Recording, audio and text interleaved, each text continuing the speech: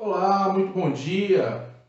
Mais uma vez aqui gravando a primeira aula para vocês do nono ano. Já venho gravando das outras turmas e agora chegou a vez de vocês, né? Eu vou postar para vocês um videozinho para a gente relembrar a Primeira Guerra Mundial, que foi o nosso último tema. E esse tema ele é muito ligado à aula de hoje. Nós iremos falar hoje da Revolução Russa, tá? Nós vamos falar nesse primeiro vídeo a introdução, o contexto, o que motivou os russos a entrarem numa revolução, a entrarem num processo revolucionário que vai afetar e muito a história do século XX, a história de toda a humanidade. Beleza? Espero que vocês estejam bem. Estou morrendo de saudade de vocês. Rápido, essa situação vai estar passando e novamente estaremos juntos de maneira presencial. Vamos aproveitar essa ferramenta nova. Esse portal está cheio de recursos interativos, vai dar para a gente trocar ideia. Vocês vão ver vídeos, videoaula que eu estou gravando. Eu posso estar lançando links de vídeos direto no YouTube. Vocês vão poder estar tirando a dúvida diretamente ali pelo sistema. É só mandar mensagem, tudo moderno, tudo simples, na palma da mão, com o uso do celular, na linguagem que vocês entendem. Beleza? Vamos lá. Revolução Russa. Para a gente entender a Revolução Russa, que vai acontecer em 1917, é um ano extremamente importante, lembrando lá da Primeira Guerra Mundial, é o ano em que os Estados Unidos entram na guerra, é o ano que vai estar acontecendo a Revolução Russa. Uma coisa vai estar ligada à outra, tá? Vamos lá, vamos entender o contexto histórico, vamos entender os antecedentes da Rússia. Vamos voltar um pouquinho lá no final do século XIX. Vem comigo. Antecedentes. Rússia, um gigante, né? Um grande império, o maior país no mundo naquele momento era a Rússia, tá bom? Um grande império com mais ou menos 140 milhões de habitantes.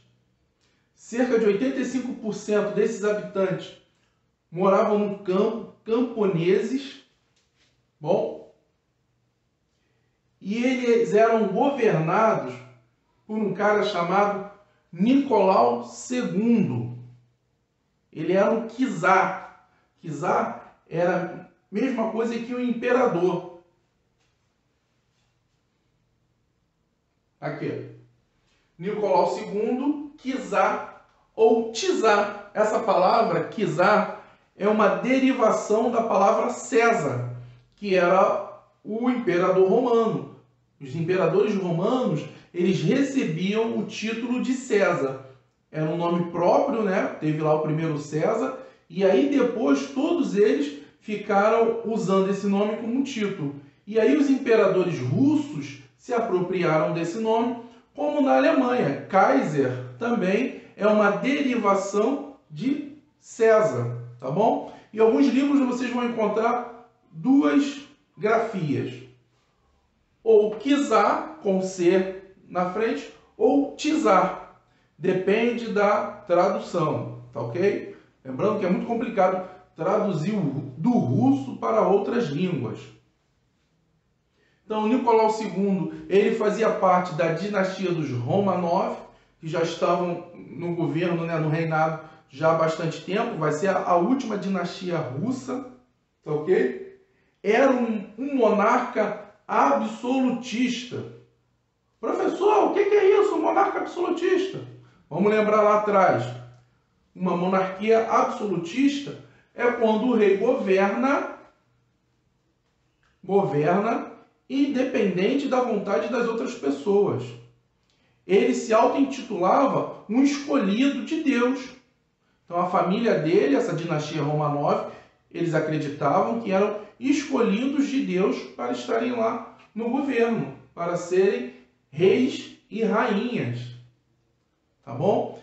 Ele tinha o direito de escolher um ministério e a qualquer momento ele dispensava esse ministério. Então ele governava sem precisar do consentimento de outras pessoas. Lembra que eu falei que 85% da população vivia no campo em condições ruins, e ele lá na corte vivendo no luxo com a sua família? Isso vai começar a criar um disparate, um desnível na sociedade russa. Então, como eu falei para vocês, era uma monarquia absolutista. O rei mandava sozinho. Ele escolhia os seus ministros, mas quando dava na telha dele, quando ele achava melhor, tirava todo mundo do cargo. A economia russa era uma economia agrária. Tá? Era um país que vai ter uma industrialização tardia em somente alguns pontos. Então, como eu falei para vocês, 85% das pessoas moravam no campo. Tá? Então, a economia era baseada em produtos agrícolas, produtos vindo do campo.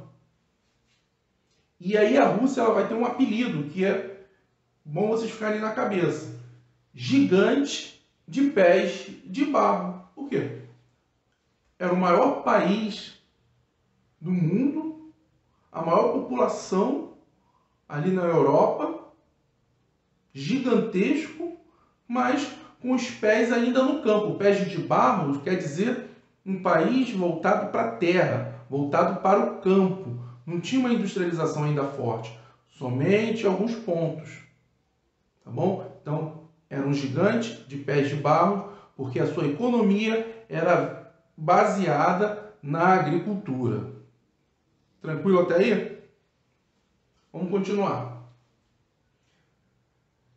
Até o final do século XIX, nesse outro tópico aqui, vai estar dizendo que ainda existiam resquícios do feudalismo. Exatamente. O sistema feudal que vai deixar de existir lá no século XV, século XVI, na maior parte da Europa, ele vai se estender até o século XIX na Rússia. Na Rússia, as pessoas ainda eram obrigadas a estarem presas pelos laços de servidão. Então tinha um senhor e essas pessoas não poderiam deixar aquela terra. Grande parte das terras na Rússia estavam nas mãos da família do czar, dos nobres e da Igreja Ortodoxa Grega. Tá? A religião naquele momento, lá na Rússia, era cristã, mas a cristã da vertente ortodoxa grega. Lembra lá do sexto ano? Igreja Católica Ortodoxa Grega.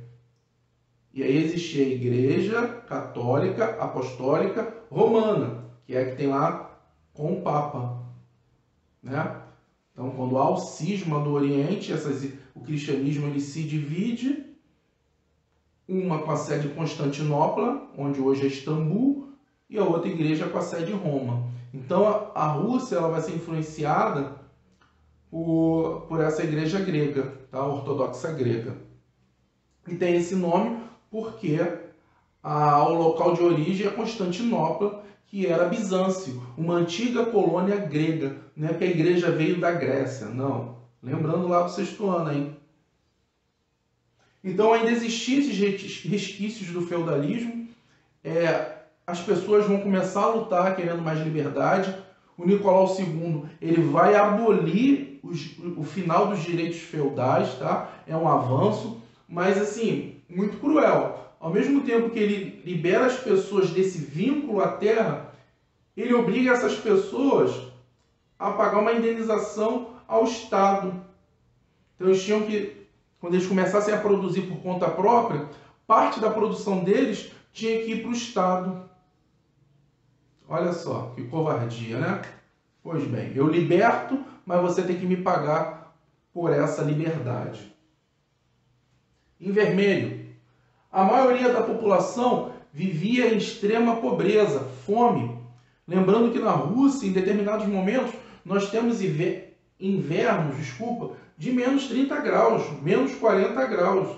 E pega uma combinação de um inverno muito rigoroso e uma safra não tão boa, o resultado é fome. E essas pessoas passavam fome, morriam de fome. Tranquilo até aqui? Observação. No final do século XIX, a Rússia passou por um processo, né, ali de industrialização. Algumas cidades, como Moscou, Kiev, São Petersburgo, elas vão começar um processo lento de industrialização. E essas cidades, elas vão atrair esses camponeses que se viram livres da servidão, mas que não tinham terras para trabalhar. Então eles vão migrar para as cidades, essas cidades que estão se desenvolvendo enquanto cidades industriais, e vão oferecer sua mão de obra lá. A consequência disso, aumento da classe operária, tá bom? E aí, quanto maior o número de trabalhadores, menor o número de vagas e os salários, ó. Um monte de gente desempregada disputando uma vaga, e aí o dono lá da indústria oferecia o salário que ele quisesse. Então ele poderia oferecer. É um exemplo, tá? Vamos lá, como se fosse aqui no Brasil. Eu vou te oferecer R$800 para esse emprego. Aí a pessoa vai falar, poxa, mas é menos que um salário mínimo. Aí eu vou olhar para a fila ali, ó. Tem 1000 ali querendo essa vaga de 800. Tu não quer não? Próximo. Então era assim que era feito lá na Rússia, no início do século XX, final do século XIX, salários muito baixos, exploração, 14 horas de trabalho, tá bom? Essa classe operária...